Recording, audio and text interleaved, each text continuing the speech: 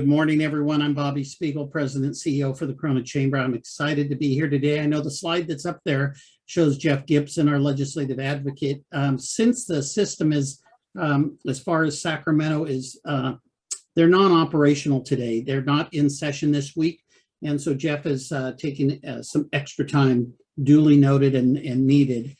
But I'm very excited to introduce our chair for our advocacy outreach, and that is Jeff Miller. Jeff is a former elected state assembly member, and he served our business community for years in the state of California, working to help improve business structure, business laws. Jeff was also the mayor of Corona for a couple of different terms and on the city council for a number of years. So he's got a lot of government knowledge, and he knows how to work with both sides, business and non-business thinking people, but it's always good to have someone of his caliber involved in our chamber, and he is our chair for this year's advocacy outreach. And I just want to turn it over now to our chair, Mr. Jeff Miller. Great. Thank you, Bobby. Can everybody hear me okay? We're good. Yep. We're good. Oh, okay, good. So as Bobby mentioned, Jeff is out of town on some personal business, and there are a couple bills I'm going to give a quick update on just as a reminder, bills that we've been tracking and what the status is of them, and just give you updated information on these two bills. Before we get into it again, can't believe I'm still saying this, but keep those folks in Ukraine in your prayers, lift them up in your prayers. And hopefully we can get this resolved soon. But jumping right into our meeting, I'd like to announce our event sponsor today is On-Site Computing.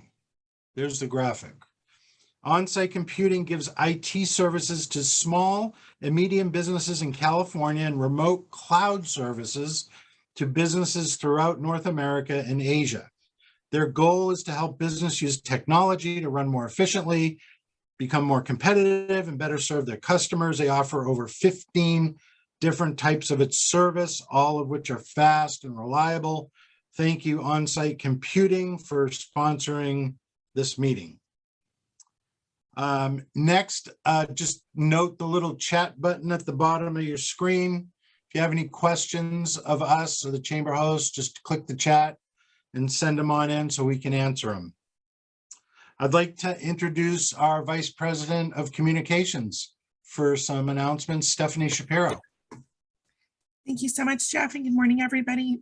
Just wanted to share with you a couple things we have coming up here at the Chamber. This Friday morning, we are hosting the Business State of the City Address with Mayor West Speak.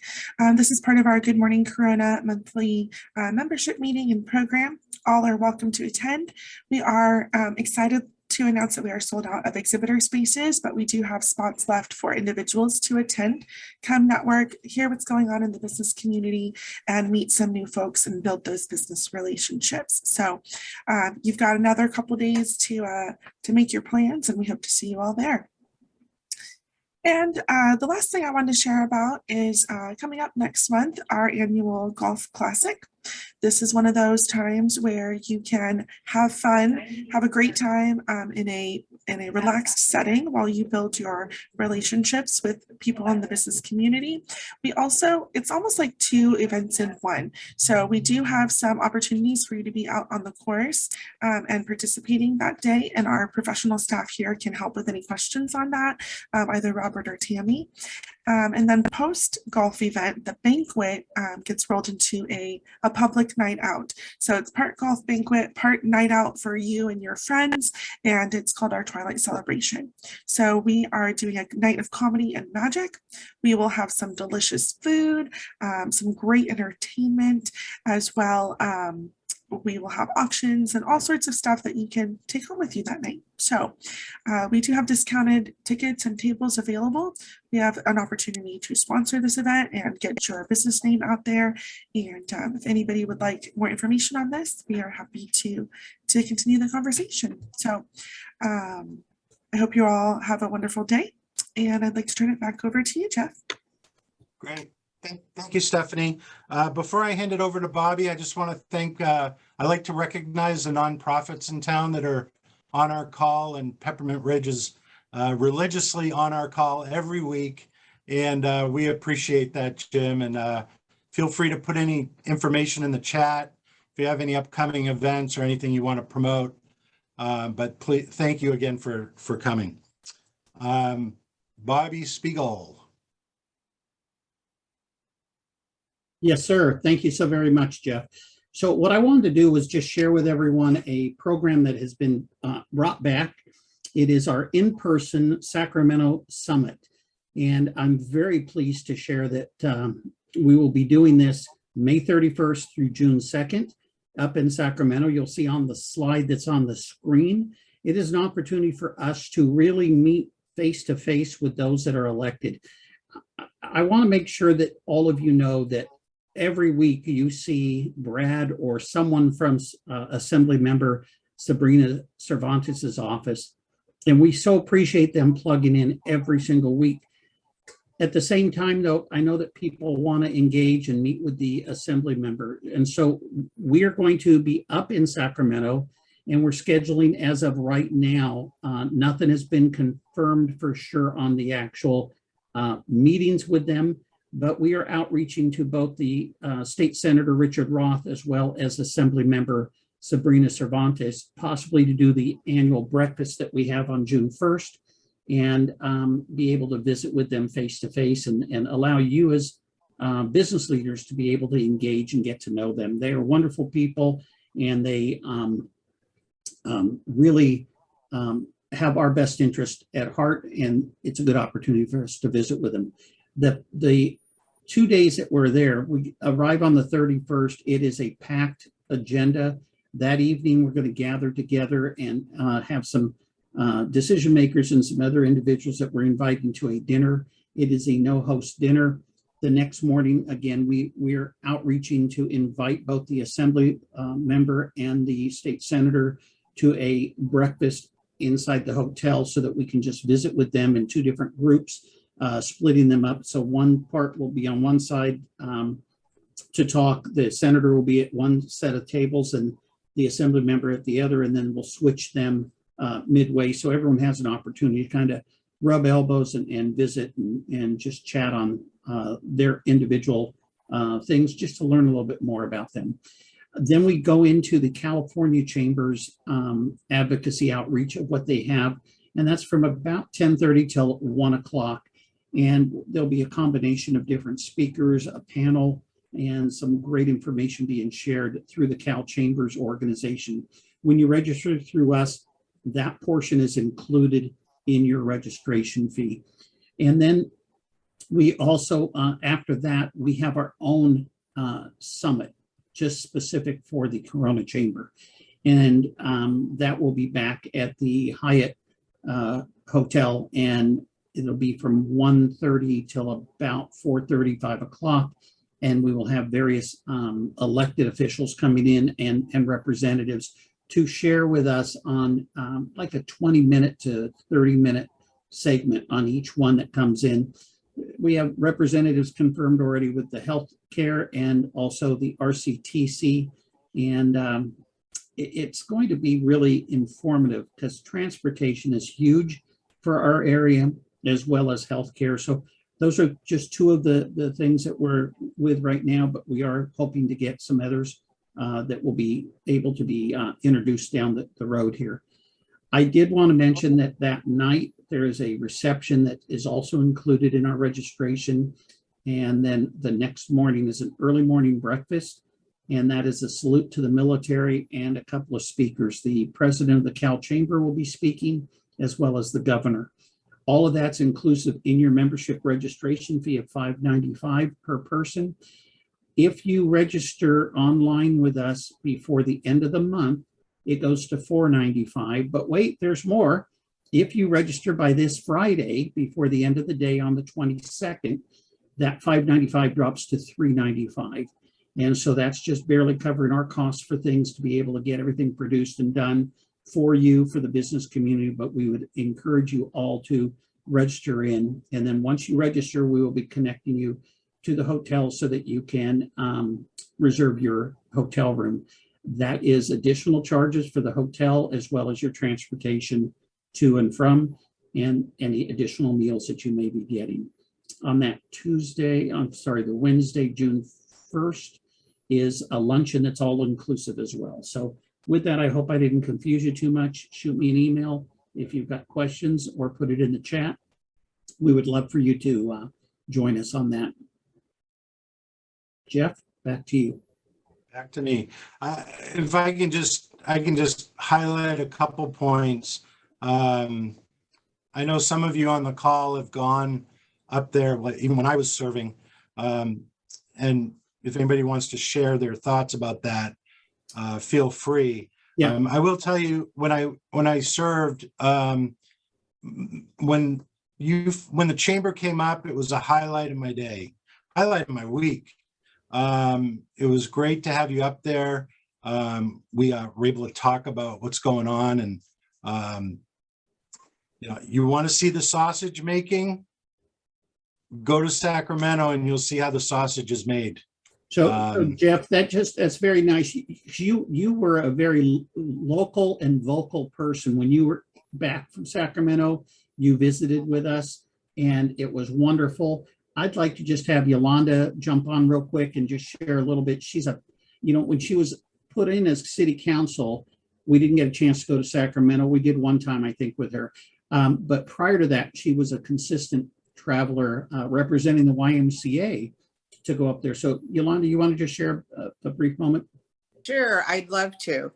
So I want to focus on just 4 points that are really important to all of our businesses on the line. And when you get there, you get to understand who is in charge and how can you get connected to someone who is a decision maker, and how you can get an appointment with them.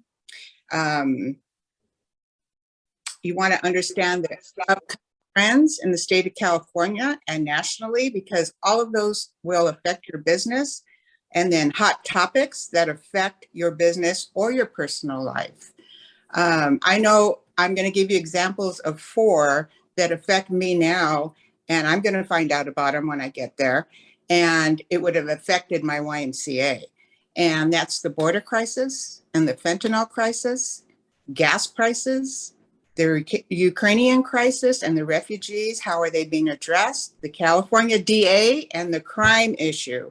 Those are all hot topics for me. And those are the kinds of things that you guys can note and find out about it when you're up there. And it's beautiful to have that one breakfast where we sit down with our electeds so they can give us the insight of what they're thinking, what's in the works, and then maybe point out something that is not being addressed that should be addressed. So anyway, that's how I learned so many things about how to direct my agency and how to make things better in the world of Corona. Thank you. Thank you, Yolanda. Great. Thank you, Yo. Sure. That's great. Thank you. And Chad Miller. Okay, Bobby, is that it? Yeah. Is Chad on? Oh, Yeah. Chad. Yeah, I'm here. Chad was a regular going up to Sacramento, and I don't know if he can jump. There he is. Any thoughts on about going to Sacramento? Yeah, so for us, we're a medical device manufacturer, so we are pretty regulated. And there are certain bills that are currently being proposed that would substantially impact our ability to, maintain a profit margin and, costs for running our business. So, there's a myriad of bills that right now, 3 or 4 that we're looking at. And we're still trying to be able to comply with bills that are already been passed, and there still seems to be infrastructure problems. So yeah, there's things that impact our company's overall long-term plans. And as California tightens the screws in all kinds of ways with financial things and all that, and how we have to operate and conduct ourselves, and it does make it difficult. But having that forum to share what your pain points are and having a face-to-face meeting is, it's super valuable. So yeah, I'm planning on attending that. I put in my request for travel. But it's kind of, it's super important, and there's no better venue to do that than have your sit downs up there and learn. I mean, every time I went, it wasn't just me sharing our concerns. It was learning about, a lot of what else is going on, and learning sharing with other people in other industries. So kind of to echo Yolanda Carrillo's thing, it really, you can walk away with knowledge that you didn't have, connections you didn't have. So super valuable to do if you can. Right. Excellent. And Kimberly Davidson was with the city of Corona before. She's now gone to Wildemar. I'm sorry, I shouldn't say that because the mayor is also on from Wildemar, Ben, which will be sharing in a couple of minutes. But Kimberly, tell us a little bit about why you get involved and what you get out of it. Well, I just wanted to say that it's pretty well known in other parts of the region that nobody does this summit like the Corona Chamber does this summit. And as such, that's why the city of Wildemar will be joining in with the Corona Chamber. So if any of you are thinking about going, it's a phenomenal meeting. The Corona Chamber puts together, not a phenomenal meeting, it's a phenomenal couple of days, quite a few meetings. The Corona Chamber really puts together a hard-hitting, action-packed couple of days up there in Sacramento. So it is well worth your time and effort to be part of this group. And like I said, that's why we're going to be joining in. And I've heard from other people in the region that agree that the Corona Chamber really does it the best and really has the best group that goes up there. So that's why we'll be going. Thank you, Kimberly. That's very kind. Jeff, back to you now. Thank you, Bobby. Thank you, Kimberly. Thank you, Yolanda, and thank you, Chad. I'm gonna just give a quick update on two bills that we've been watching, and then I'm gonna go to Brad for a quick update from our Assembly Member's office, if he can. And then I'm gonna put Tim Gramling on the spot. I wanna know what's going on over at CBU. So first, I'd like to, and unfortunately, we don't have the graphics because I did a bad job communicating with Anthony. Not Anthony's fault of the bills that I was going to update on, but AB 2840 from Assembly Member Reyes essentially puts a ban on all warehouses and logistics, regardless of the project impacts. It usurps local authority and land use decisions. It exasperates supply chain problems, and it forces union labor for proposed private projects. Now, right now, it is designed to affect new hubs of 100,000 square feet. But as you'll find with the next bill that we're going to look at, as you know, when the camel gets his nose in the door, it sometimes blows the door wide open for a bad slippery slope. So these are important bills to take positions on. In a moment, we're going to put up our legislators' contact information if you want to just send them an email or just put a call into their office. There they are right there. That we oppose 2840. And I should point out, I mean, we used to get calls, people would just call in and say, I want the assembly member to know we oppose blah, blah, blah. And then staff takes a note of all that. So anytime there's a call, and Brad's probably shaking his head, anytime a call comes in or a fax comes in or an email comes in, all of that is tracked by the assembly and senator's office. So they know where their constituents stand.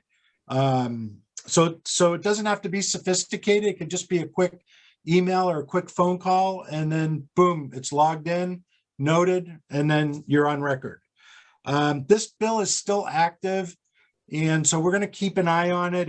It was referred to the local government committee, and obviously this could pose a real problem for local land use decisions. So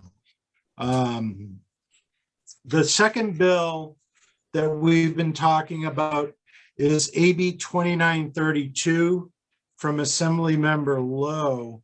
And essentially, this bill lowers the full-time work week to 4 days or 32 hours. Anything over 32 hours, employees are paid overtime pay.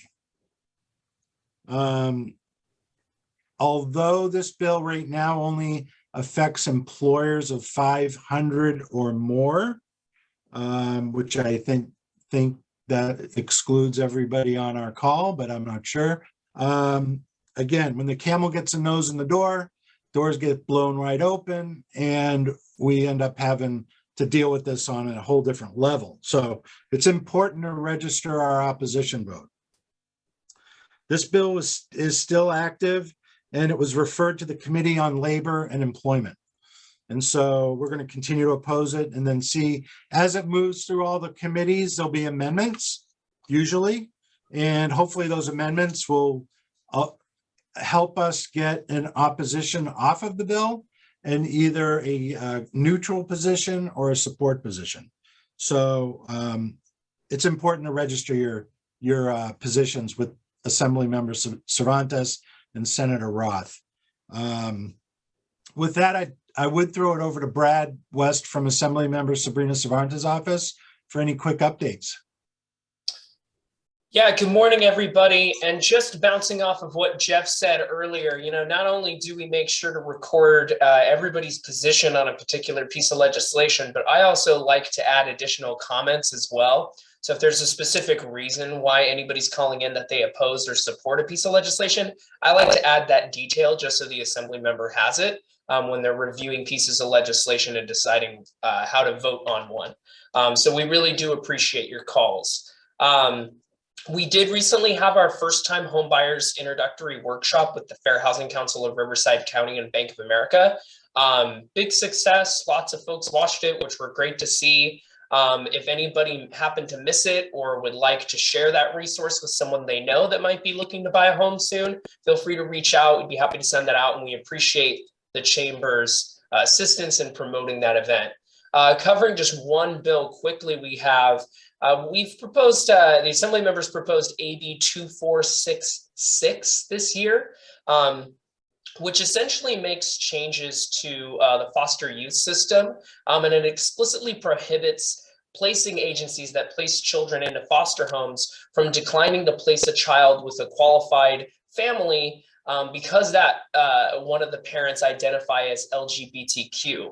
It goes further to remove language. Currently, right now in the foster children system, LGBTQ foster children are still in the legal category of hard to place simply because they're LGBTQ. So it would go further to remove that language as well. Once again, if you have any position on any upcoming legislation, please feel free to call our office or send me an email. Yeah, thank you so much. And thank you, Brad. I should point out we're also supporting one of her bills that strengthens the election process by verifying signatures on absentee ballots. I can't recall the bill number on that offhand. I'm putting you on the spot. I don't have the bill number offhand either right now, but I know it's moving through the legislative process, and we are very appreciative of the support. Yeah. Yeah, well, and the point is that we don't always oppose bills. We try to find bills that we do support, and it's just the nature of the environment. So with that, I'm going to get everybody out of here within the half an hour. I just got a few folks I want to go to before we wrap it up. Thank you, Brad. And our board member, one of our board members is on the call, Dr. Tim Gramling, and Tim is the dean of the California Baptist University's Business School. And I'm putting you on the spot now, Tim. I like to go off agenda a lot. What's going on over at the Business School at CBU? Oh, sure. There's a couple of things I'd like to share, and I can get some brochures. If you can just hold on with me, Anthony, give me a second after the comments, because I can't talk and also send you these documents at the same time. So there's two items. The first is the Business School has a Center for Business Excellence, which is our outreach arm. It's the non-degree granting part of the school where we do seminars and other outreach organizations. One of those organizations we are launching in the fall is the Family Business Center. So to give you a bit of context here, one of our professors, Dr. Kenan Alderson, is a published author and himself family business, second generation family business owner, and a recognized national speaker on the topic of family businesses and the unique challenges they face. In particular, this is near and dear to our hearts at the JAB School because nearly half of all employers in Riverside and San Bernardino metro statistical area are family owned. Let me say it again, nearly half, 45.4% of all the employers in Riverside, San Bernardino metro area are family owned. So we are the largest concentration of family businesses in the United States. We believe it is overdue for emphasis to be placed on this group of businesses. And the mission of our Family Business Center is to equip, train, and connect family-owned and multi-generational businesses in the local Southern California region with an emphasis on the Inland Empire. So that's a big deal for us. We have a family business brochure. We are looking now to continue to add members. We have a number of sponsoring members, including Impact, which is the designated small business administration lender for all of the Inland Empire, as well as a number of other sponsors who are already set up as a network of organizations to help these family businesses. In addition, we run seminars periodically. We just ran our Center for Business Excellence biannual leadership seminar, March 30th and April 1st. We ran that seminar on the topic of leadership, of course, with the specifics being navigating and embracing change, leading change and implementation, and in the second day, followership, which is working with the loyal opposition that we sometimes face as leaders, and communicating effectively was the message sent, but also was the message received. And so these seminars we do twice a year. We're going to do another set in November.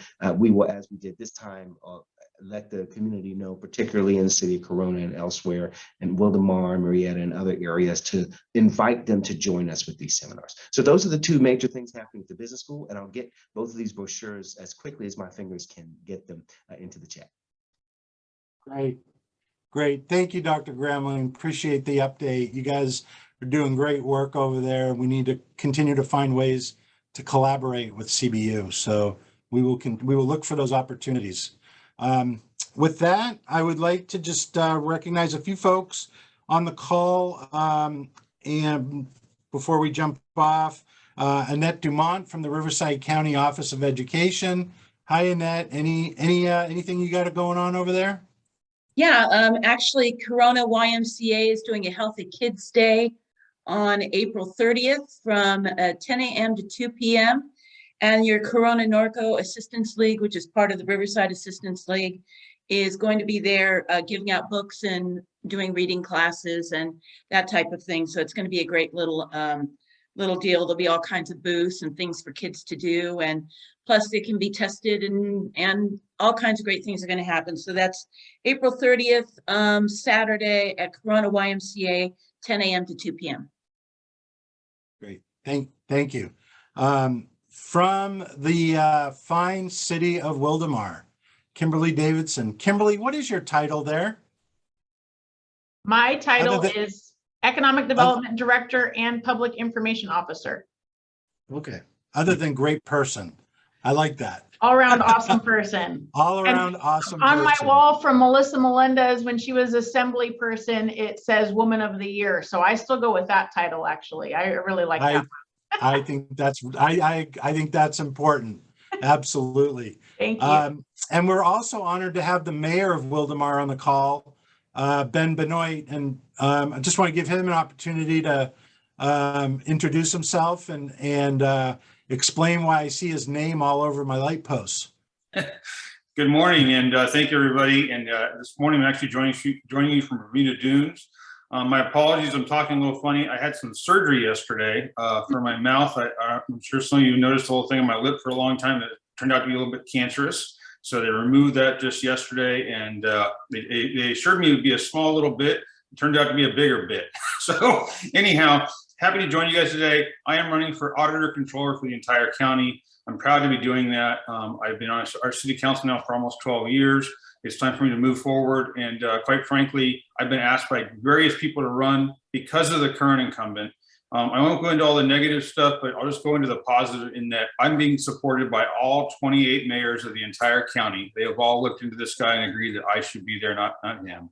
I'm also supported by all 5 of the supervisors, including, of course, Supervisor Karen Spiegel for Corona, as well as I'm also supported by the district attorney and Mike Hestron. Now, the supervisors and the district attorney and Mike Hestron, and the sheriff, Chad Bianco, they all have to work with this gentleman on a daily basis, and yet they're still willing to stand up to let everybody know how bad this person is. So that's why I'm running. I want to make sure we get someone good in there because I want to make sure our county is doing the best that it can for our constituents, especially for our businesses. I can't tell you how many times I get calls and questions about sort of processes and procedures at the county. And I feel like that a lot of those processes and procedures really are not being updated because of the person that's currently in the auditor's office is not tracking those, giving those metrics, and actually making sure we're doing it the best we can. And I think we should be the best county in our state, let alone our nation. We should be doing those things and working hard to be the best. And that's, I think, something we're not doing right now. Oh, I got a question already. Go ahead. So can you explain what does the auditor do? And Sure. Yeah, thank you. So, for the auditor's office, the auditor himself is actually in charge of about 25 to 30 employees in the auditor's office to take care of the day-to-day auditing of the county. They basically look into each individual department on a regular basis to look at not only the financial purposes, but also just how they're operating and how they're functioning. If you look through the Board of Supervisors agendas, you will occasionally see on there a report back from the auditor's office where he's reporting back if they've looked into a particular department and here's some of the issues they found and the suggestions that they're making. Well, right now the auditor's office is, well, how do I put it nicely? Not exactly listened to directly and given a lot of respect because they come in with a bully pulpit and a stick. I want to come in as a partner. I want to come in as a person that can work with the folks in those departments and work together. And I feel very strongly I can do that a whole lot better than the current auditor controller that's right there right now. Thank you. Thank you, Ben. And I should also point out, Ben's dad, John, may he rest in peace, served Corona as our state senator in the early 2000s and was just remarkable. He did such a great job for us, representing us. And obviously the apple doesn't fall far from the tree. And we sure miss your dad, but we're very encouraged by your future plans. So thank you, Ben. And Jeff, don't forget, he also served Corona as a Corona cadet before he joined the CHP, I think in the late 70s. So that's right. That's right. And assembly. Yep. Briefly till he moved off to the Senate. So yep. Yeah, he started his career in Corona as a law enforcement officer. Okay, with that, I'm going to let everybody go. We're 3 minutes over schedule. Lastly, I want to just thank my favorite person for joining the call, former CEO of the Corona Norco Family YMCA and former city council member, Yolanda Carrillo. So thank you, Yolanda, for coming on the call. And with that, if anybody doesn't have anything, I'm going to go ahead and adjourn the meeting till next week, April 27th. And I'm looking forward to seeing everybody on Friday at Good Morning Corona. Meeting adjourned. Thank you, guys. Thanks, everyone.